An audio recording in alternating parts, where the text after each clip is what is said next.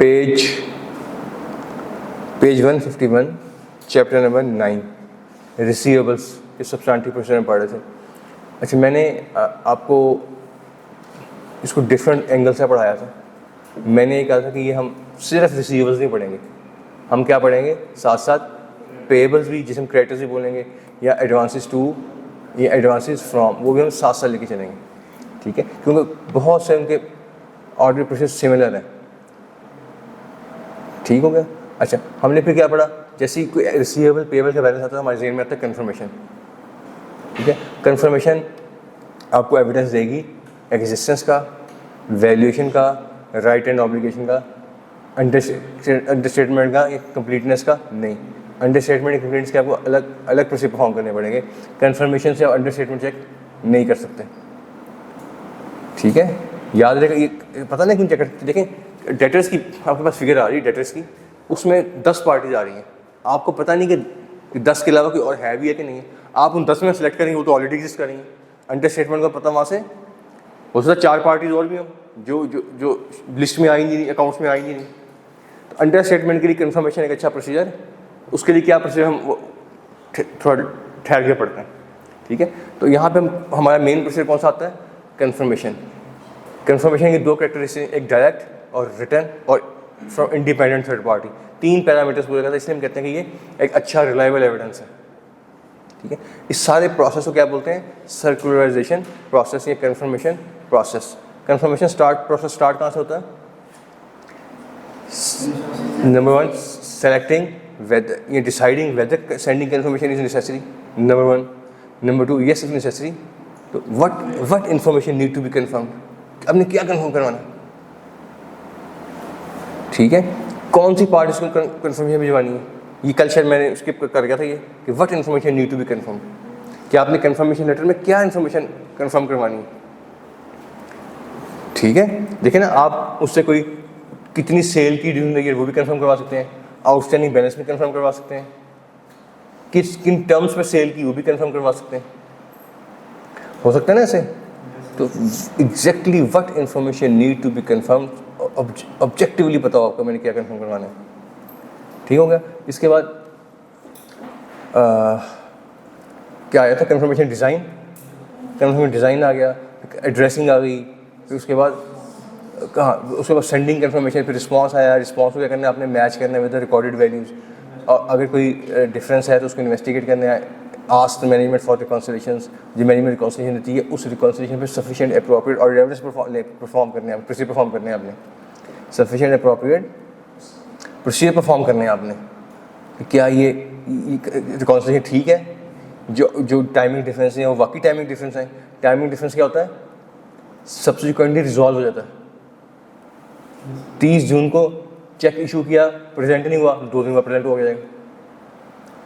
अच्छा, check deposit करवाया, credit नहीं हुआ, 2-4 दिन में क्रेडिट हो जाएगा।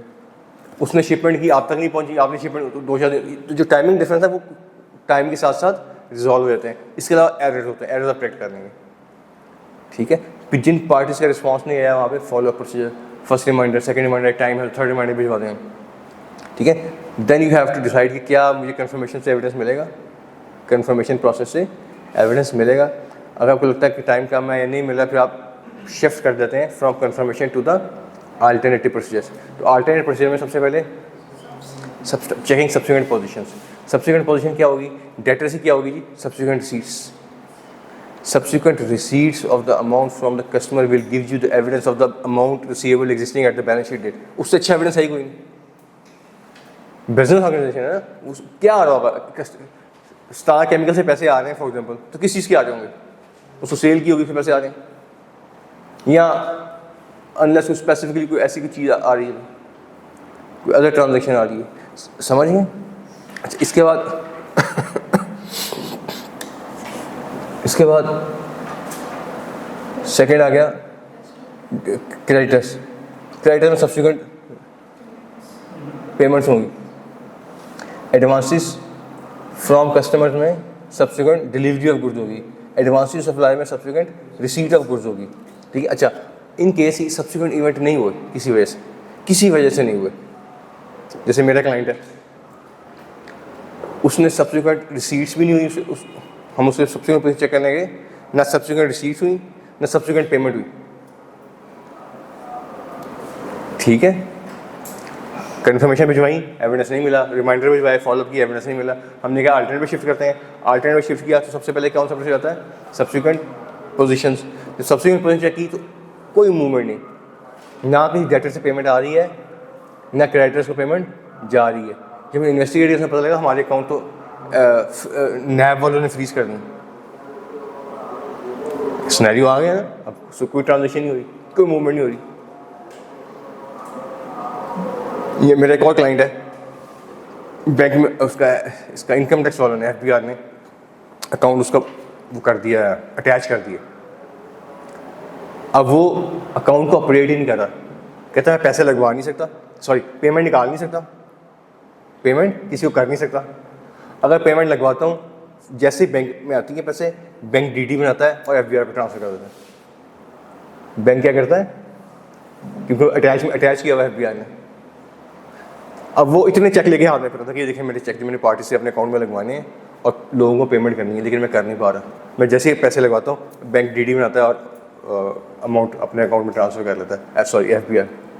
समझ गए जी? तो ऐसे सिनेरियो होते हैं जहाँ पे आप पेमेंट नहीं की जा रही होती किसी वजह से। चीफ एग्जीक्यूटिव साहब ऑथराइज सिग्नेटरी से फौत हो गए, नया ऑथराइज सिग्नेटरी अपॉइंट नहीं हुआ,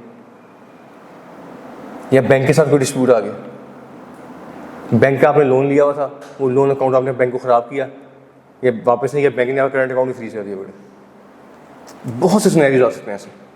ठीक है, तो अगर ऐसे कोई सिनेरियोज हैं, अगर सब्सिक्वेंट से भी कंफर्मेशन से भी एविडेंस नहीं मिल रहा, सब्सिक्वेंट पोजीशन से भी एविडेंस नहीं मिल रहा, तो तीसरा रिजॉर्ट क्या है आपके पास, चेकिंग टेस्ट ऑफ डिटेल, ये doing test of detail of the amounts जो पाइल अप कर रहे हैं ये बैलेंसेस।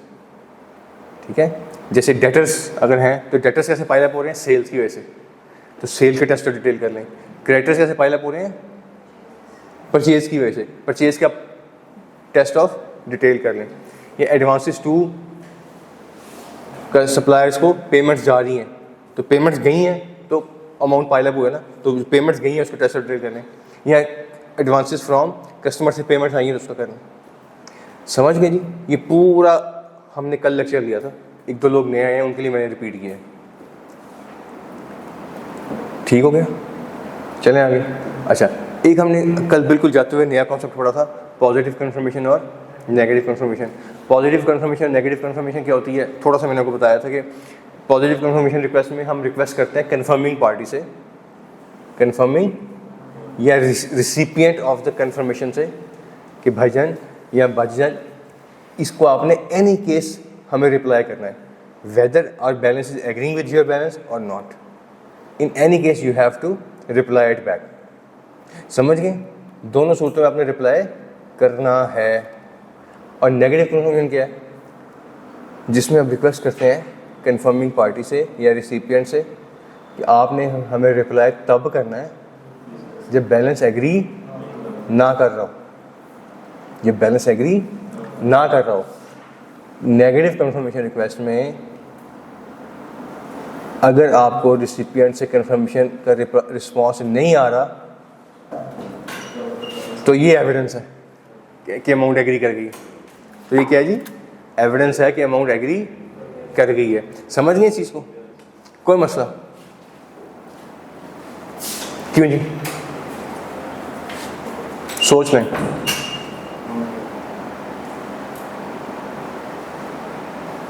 चले आगे, चल यहाँ से आगे स्टार्ट करते हैं। 4.2 पे आ जाए। ये जो 4.2 पढ़ेंगे इसमें काफ़ी कुछ हमने आज पढ़ लिया, कल पढ़ लिया था, आज फिर रिपीट कर लिया।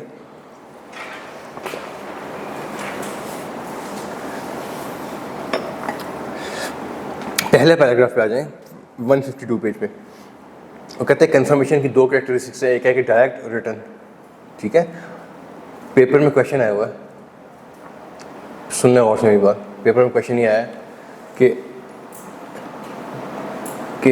ऑडिटर ने पार्टी को टेलीफोनिक फ़ोन किया और उनसे कहा अमाउंट कंफर्म कर दो, उन्होंने कंफर्म कर दी। तो क्या ये वैलिड एविडेंस है, क्या ये कंफर्मेशन है? आल दो कंफर्म तो किया उसने, आल दो उसने कंफर्म तो किया है, तो ये कंफर्मेशन की नहीं ये कंफर्मेशन की डेफिनेशन में नहीं आता। ऑडिट की लैंग्वेज में, ऑडिट की दुनिया में कंफर्मेशन का मतलब पता क्या है? डायरेक्ट और रिटर्न, डायरेक्ट और रिटर्न। कई दफ़ा पता क्या होता है, ये भी क्वेश्चन आया हुआ है कि आप ऑडिटर हैं नियाग्रा के, आपने नियाग्रा के सप्लायर को जो कि स्टारा केमिकल है उसको कंफर्मेशन डायरेक्ट सेंड की, उसने गलती से आपको भिजवाने की बजाय डायरेक्ट नियाग्रा को भिजवा दी। डायरेक्ट किसको भिजवा दी? नियाग्रा ने ऑडिटर को दी कि आपका लेटर गलती से हमें मिल गया। तब क्या करना है इसमें? करना क्या? ऑडिट, आपका ऑडिट प्रोसीजर क्या होगा? ठीक है, तो दोबारा करवाएंगे क्योंकि कंफर्मेशन नहीं आई, ये कंफर्मेशन की डेफिनेशन ही नहीं है। तो कंफर्मेशन की ज़रूरी क्या है कि रिटर्न और डायरेक्ट। पिछले वाले पेज में 151 पे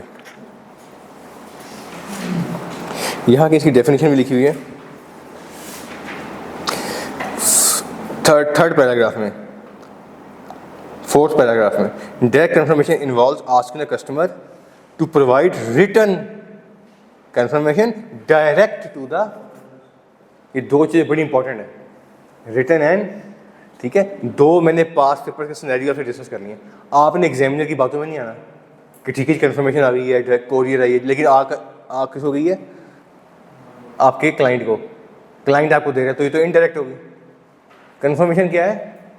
डायरेक्ट, याद रहेगा। अच्छा, आगे कहता है कि इसी पैराग्राफ में कि मोर रिलायबल है, फर्स्ट पैराग्राफ में। मोर रिलायबल क्यों है? कल मैंने आपको बताया था कि रिटर्न होती है, डायरेक्ट होती है, थर्ड पार्टी से होती है, ठीक है। और सब्सटैंटिव टेस्टिंग का पार्ट है, सेकंड लाइन में कहता है सब्सटैंटिव टेस्टिंग का पार्ट है, इसलिए हम इसे करते हैं। उसके बाद आ जाइए, वो डिस्कस करता है कि 505 क्या कहता है। यहाँ से हमारा 505 स्टार्ट होता है बेसिकली। और 505 में से आपको डाटा स्क्रीन पढ़ा, मैं आपको चारों चीज़ें पढ़ा दी हैं। हम पढ़ेंगे इसे, इंशाल्लाह हमें यहाँ से कोई नई चीज़ नहीं मिलेगी, ठीक है। वही बातें थोड़े चेंज स्टाइल में लिखी हैं। जैसे फॉर एग्जांपल सबसे पहले क्या कहता है कि auditor should maintain control over the entire confirmation process.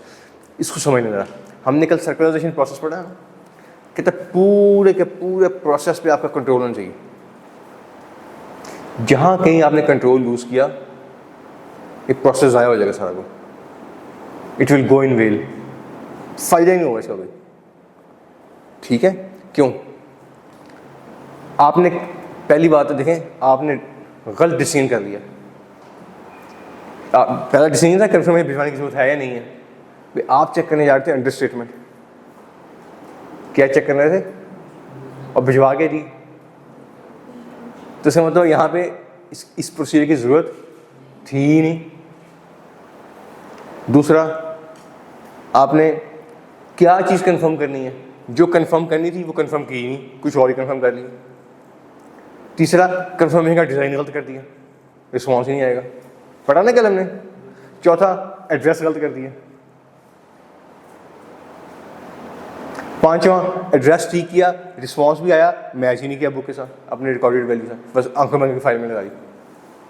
छठा, मैच किया, डिफरेंस था, इन्वेस्टिगेट नहीं किया, ये रिस्पॉन्स आया नहीं, फॉलोअप नहीं। तो जहाँ कहीं आपने कंट्रोल लूज किया, ये सारा सिस्टम ही खराब हो जाएगा, प्रोग्राम आपका, ठीक है।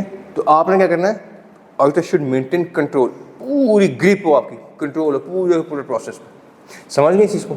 अच्छा, आगे हैं, वही पहली चीज़ कहता है कि what information need to be confirmed या रिक्वेस्ट, कि आपने क्या कंफर्म करना है हमसे। सिलेक्टिंग कंफर्म, किसको भिजवाना है, पढ़ा ना कल हमने, ये ऐसे ही पढ़ा ना। तीसरा, डिजाइनिंग ऑफ द कंफर्मेशन, इसमें हमने बहुत सी बातें पढ़ी, डिस्कस किया ना हमने। हमें पेस्टिसाइड की बात भी की, हमने फर्टिलाइजर वाले कस्टमर्स की बात भी की, याद है आप लोगों को? ठीक है जी। अच्छा, इससे अगले पॉइंट में, अगला पॉइंट बड़ा इंपॉर्टेंट है। इसमें ना, इसमें एक लाइन लिखी हुई है, इस फर्स्ट लाइन में, it must contain authorization from the, लिखा हुआ it must contain authorization from the,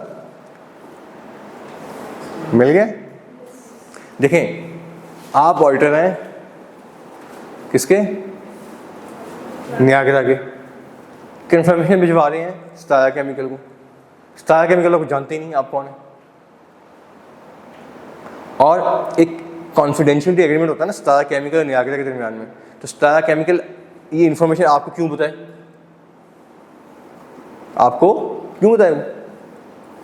तो कभी भी नहीं बताएगा जब तक कि नियाग्रा मिल्स या आपका क्लाइंट जो भी है वो आपको ऑथराइजेशन ना दे दे। वो ऑथोराइज करेगा स्टारा केमिकल को तो वो आपको इन्फॉर्मेशन देंगे, अदरवाइज नहीं। अब 1000 दफ़ा कन्फर्मेशन के बाद रिस्पॉन्स नहीं आएगा। बिल्कुल ऐसी ही है जैसे आप अपने फादर की बैंक में जाएं, उनसे कहें मैं उनका बड़ा प्यारा बच्चा हूँ तो मुझे ज़रा उनका बैंक बैलेंस बता दें, तो वो आपको कभी भी नहीं बताएगा। वो कहेगा आप प्यारे होंगे तो होंगे घर में जाएं उनसे ऑथराइजेशन लेके आएँ। हाँ वही आपके फादर आप एक लेटर लिख के दें कि ये मेरा सन है या मेरी डॉटर है, ये इसका सिग्नेचर नंबर है, मैं इसको ऑथराइज करता हूँ कि ये मेरी इन्फॉर्मेशन आपसे ले ले, ये मेरी चेक बुक आपसे रिसीव कर ले, तो और नीचे अपने साइन स्टैम्प और वो ऑथराइज सिग्नेट साइन कर दें तो फिर बैंक दे देगा। फॉलो करेंगे? तो क्लाइंट की ऑथराइजेशन बहुत इंपॉर्टेंट है, ठीक है। और वर्ड उसने क्या लिखा है? It must. पता ना मस्ट का और शुड का और मे का, समझ गए? याद रहेगा। अच्छा आगे आते हैं। अच्छा और भी कुछ रिक्वायरमेंट्स हैं, हम आगे चलते हैं। अगला पॉइंट में पढ़ो, if there are doubts about the reliability.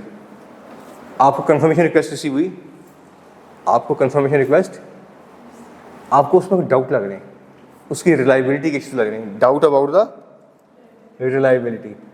मैंने आपको एग्जांपल दी है, याद है आप लोगों को कि वो मैंने अपने एक स्पिनिंग कंपनी के क्रेडिटर्स को, कॉटन वाले हो ना, कॉटन मिल के क्रेडिटर्स को मैंने कंफर्मेशन सेंड की पूरे पाकिस्तान में, सिंध में, कसूर में, पता नहीं कहाँ का, सखर में, नवाबशाह में, और सबका रिस्पॉन्स कहाँ से आ रहा है? ये अब्दुल्लापुर में डाकखाने से। तो अभी बज़ाहिर देखने में क्या लग रहा है, समझ गए? या आपने कंफर्मेशन सेंड की डिफरेंट जगहों पे, रिस्पॉन्स आ गया, लेकिन जो सब कंफर्मेशन में बॉल पॉइंट यूज हुआ होगा ना वो एक है। फॉलो करें? या स्टैंप्स लगी हैं कंपनीज की, स्टैंप्स की इंक एक जैसी है, यू गॉट माय पॉइंट? तो ये चीज़ें हमें देखने की कोई रिलायबिलिटी का इशू तो नहीं। वो जो कंफर्मेशन आई है उसको खोलें, टटोलें, देखें आगे पीछे इन्वेलप कहाँ से आ रहा है। क्लियर है जी? समझ गए? अगर ऐसे कोई डाउट्स हैं तो क्या करना है आपने? पेपर में क्वेश्चन आया हुआ ये 3 नंबर का क्वेश्चन, ठीक है?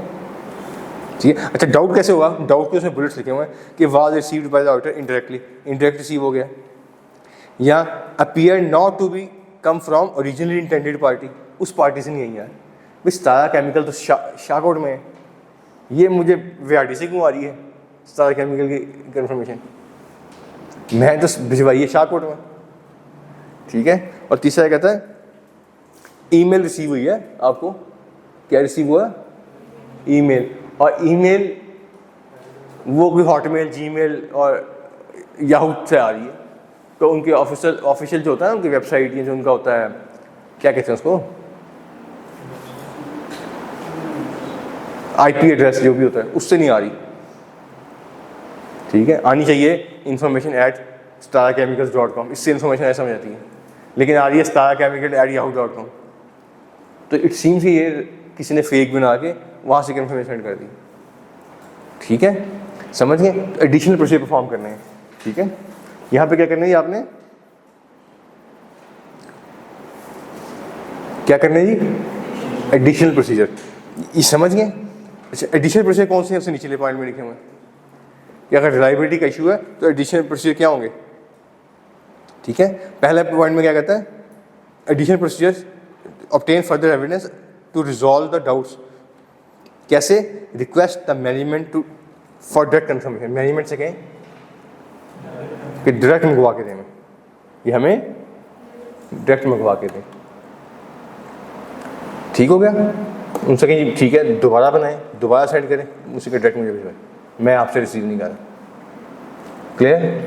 अच्छा आगे हैं, contacting the confirmation party, confirming party, confirmation. अब स्टारा केमिकल कंफर्म भी भैया आपको डाउट है थोड़ा सा, आप क्या करें, उनसे टेलीफोनिकली डिस्कस कर लें कि आपने भिजवाइए, यही जी भिजवाइए, काइंडली आप मुझे ईमेल कर देंगे इसको डायरेक्ट। corroborative एविडेंस पड़ा हुआ ना, चलें एक आई है, थोड़ा सा रिलायबिलिटी का इशू, तो आपने क्या किया, ईमेलिंग मंगवा ली, तो corroborate कर लिया आपने उसको। समझ गए?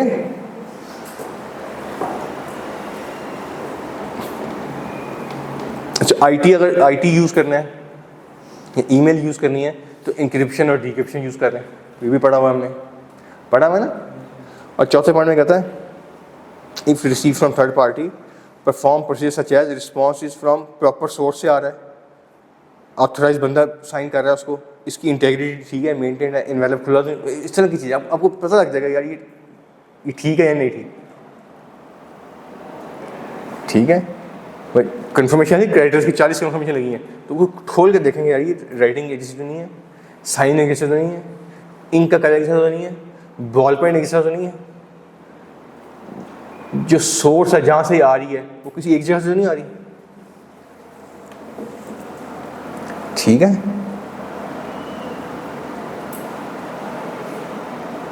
समझ गए जी, कोई मसला?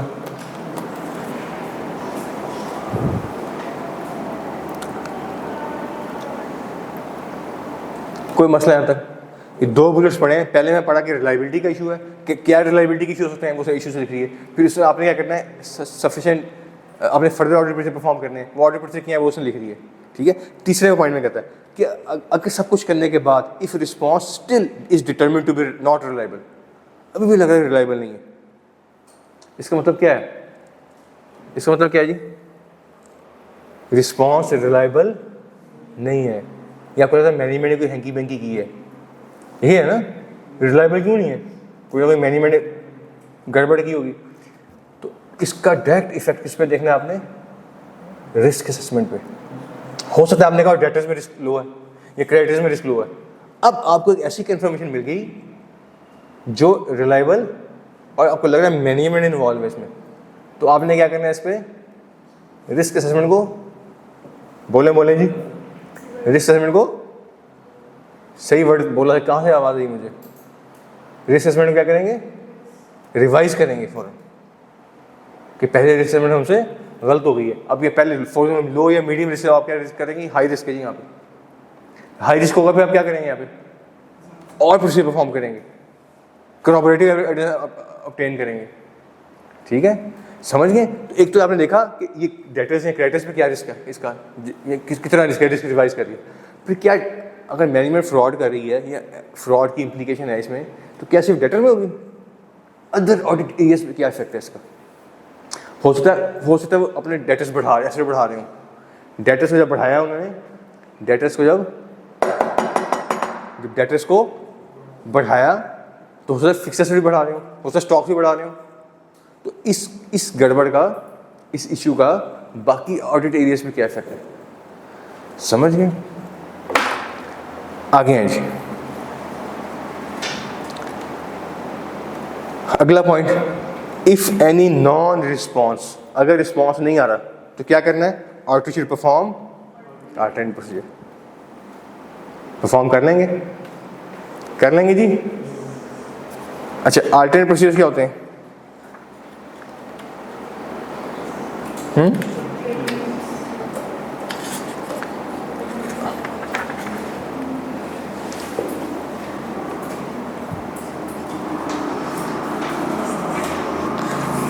अल्टरनेट प्रोसीजर आप पढ़ने के लिए आप आ जाए 155 पेज पे, 155 पेज पे सबसे लास्ट पे, further checking where no reply receive, वही मसला है ना। तो क्या करना है जी, ब्रैकेट में उसे बोल्ड करके लिखा हुआ है अल्टरनेट प्रोसीजर परफॉर्म करें, अल्टरनेट। अब अल्टरनेट प्रोसीजर क्या आप लोगों को पता है, इन सबसे पहले क्या करना है आपने, if customers have subsequently paid, तो क्या करें, subsequently receipt of amount check करने, ये सिर्फ कस्टमर की बात कर रहा है, मैंने साथ आपको क्रेडिटर्स के बता दिया, एडवांसेस टू भी बता दिया, एडवांसेस फ्रॉम भी बता दिया, ठीक है। अगर कस्टमर ने पे कर दिया है तो क्या करें, सब्सिक्वेंट रिसीट चेक कर लें, सब्सिक्वेंट रिसीव को बड़ा अच्छा एविडेंस देगी। अच्छा, अगर पे नहीं किया, इफ नो पेमेंट रिसीव, तो फिर क्या करें, टेस्ट और डिटेल करें, ठीक है, क्या कहता है सेकंड लाइन में, for each invoice outstanding at the confirming doctor shall examine कि परचेज आया था, परचेज ऑर्डर आया था, डिलीवरी ऑफ गुड्स हुई है, इनवाइस बनी है, सेल हुई है, किसका हम टेस्ट ऑफ टीओडी कर रहे हैं, सेल्स का। ऐसे ही है ना, टीओडी क्या है भी, ऑर्डर आया था, गुड्स डिलीवर हुई है, इनवाइस बनी है, तो पता लगेगा सेल हुई है। सेल हुई है, क्रेडिट तो डेबिट डेटर्स होंगे, समझ गए। ये सिर्फ उसने डेटर्स की बात की क्योंकि डेट ये रिसीवर वाला चैप्टर है। मैं यानी ये मुझे कॉन्फिडेंस है कि आपको क्रेडिटर्स भी संभाल लेंगे, आप एडवांसेस टू भी संभाल लेंगे, एडवांसेस फ्रॉम भी संभाल लेंगे, आपको अल्टरनेट एविडेंस प्रोसीजर का पता लग गया। वापस आ जाए पिछले पेज पे। For any non response article perform alternate procedure कर लेंगे जी आप। अच्छा, नॉन रिस्पॉन्स के लिए याद रखना है आपने, ठीक है, कान खोल के मेरी बात सुनना ही मेरी। नॉन रिस्पॉन्स होता है only in case of positive confirmation, only in case of, क्योंकि नेगेटिव कंफर्मेशन में नॉन रिस्पॉन्स का मतलब है कि एविडेंस मिल गया है, बैलेंस टैली कर गए हैं, इसलिए उसने रिस्पॉन्स नहीं किया क्योंकि आपने रिक्वेस्ट ही की थी उससे। नॉन रिस्पॉन्स का ताल्लुक किससे है, पॉजिटिव से। नेगेटिव में नॉन रिस्पॉन्स का मतलब क्या है, ऑल इज वेल। क्लियर है, याद रहेगा। फिर आखिरी पॉइंट में कहता है कि ऑडिटर ने देखना है कि इवेल्यूएट करना है कि ओवरऑल जो कंफर्मेशन प्रोसेस है ये सारे का सारा ठीक है, उससे सफिशिएंट अप्रोप्रिएट एविडेंस मिल गए, ठीक है। एक जेनेरिक सी बात है, मैं इस पर टाइम नहीं वेस्ट कर रहा। ठीक हो गया कि पूरा प्रोसेस ठीक है, मैं सेटिस्फाइड हूँ, रीजनेबल एश्योरेंस मिल गई है मुझे यहाँ से, सफिशिएंट अप्रोप्रिएट एविडेंस मिल गया है, ठीक है, क्लियर है जी। अच्छा आगे आगे बहुत इंपॉर्टेंट सिनेरियो है, management refusal to allow the auditor to send direct confirmation. Management क्या करती है, रिफ्यूज कहती नहीं भिजवानी, ठीक है, ये बड़ा इंपॉर्टेंट सिनेरियो है, ठीक है, पेपर में कई दफ़ा आया यहाँ से, ठीक है, क्योंकि ये मैनेजमेंट रिफ्यूज़ कर रही है ना, गौर से मेरी बात सुने, मैनेजमेंट रिफ्यूज़ कर रही है, इसका एक इम्प्लीकेशन हो सकती है कि स्कोप लिमिटेशन, कि मैनेजमेंट को प्रोसीजर परफॉर्म हो सकती है ना, हो सकती है ना, और स्कोप लिमिटेशन परवेसिव इफेक्ट भी हो सकता है इसका, और डिस्क्लेमर तक भी बात जा सकती है, क्योंकि ये लिमिटेशन इम्पोज बाय मैनेजमेंट है, तो ये वो और रिस्की होता है। एक होता है इम्पोज बाय सर्कमस्टेंसेस, बंदा कहता है चलो ठीक है मैनेजमेंट का कसूर नहीं है, लेकिन या तो मैनेजमेंट कह रही है आपसे कि नहीं करनी, ठीक है, समझ गए।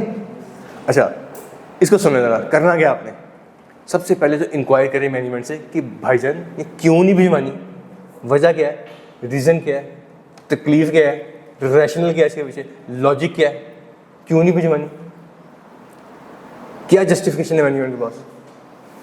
हो सकता है कोई रीजनेबल जस्टिफिकेशन हो, अगर कोई रीजनेबल जस्टिफिकेशन है, गौर से मेरी बात सुन लें, अगर कोई रीजनेबल जस्टिफिकेशन है और आपको लगता है कि ठीक है मैनेजमेंट ठीक कह रही है, तो फिर आप क्या करें, कंफर्मेशन प्रोसेस को गोल करें और सीधा किस पे चले, अल्टरनेट प्रोसीजर पे, कोई और प्रोसीजर परफॉर्म कर लें। अल्टरनेट प्रोसीजर भी एविडेंस मिल जाता है ना, लेकिन कंफर्मेशन वाला एविडेंस ज़्यादा रिलायबल है। तो अगर मैनेजमेंट कहती है कि नहीं किसी वजह से, अगर उसकी रीज़न जस्टिफाइड है, लॉजिकल है, उसके पीछे रैशनल है, तो फिर आप उसकी बात मान लें, इसको डॉक्यूमेंट करें कि मैंने कंफर्मेशन इसलिए सेंड नहीं की क्योंकि ये रीज़न थी, और जो है ना मैं मैनेजमेंट से कंकर करता हूँ कि मैनेजमेंट ठीक कह रही है, और मैं अपने आप को शिफ्ट कर रहा हूँ डायरेक्ट टू अल्टरनेट प्रोसीजर्स। फिर आप क्या करें, अल्टरनेट प्रोसीजर एविडेंस लें और अल्लाह खैर से घर जाएँ, ऑडिट फीस लें, एंजॉय करें। ठीक हो गया, ठीक हो गया जी। मसला कहाँ पे आएगा कि मैनेजमेंट की जो रीज़न बता रही है वो जस्टिफाइड नहीं, जस्टिफाइड, और आपको किसी और सोर्स से एविडेंस भी नहीं मिल रहा। एविडेंस का ना मिलना तो ये क्या आ जाएगा, scope limitation, auditor's inability to obtain sufficient appropriate और एविडेंस। फिर आप इसका इफेक्ट देखेंगे, स्कोप लिमिटेशन है, इफेक्ट क्या है, परवेसिव है या नॉन परवेसिव, परवेसिव है तो डिस्क्लेमर, नॉन परवेसिव है तो क्वालिफाई। ठीक है, समझ गए। इस सारी स्टोरी जो मैंने सुनाई ना आपको, आखिरी लाइन में लिखा हुआ है 705 क्या आपको पता है।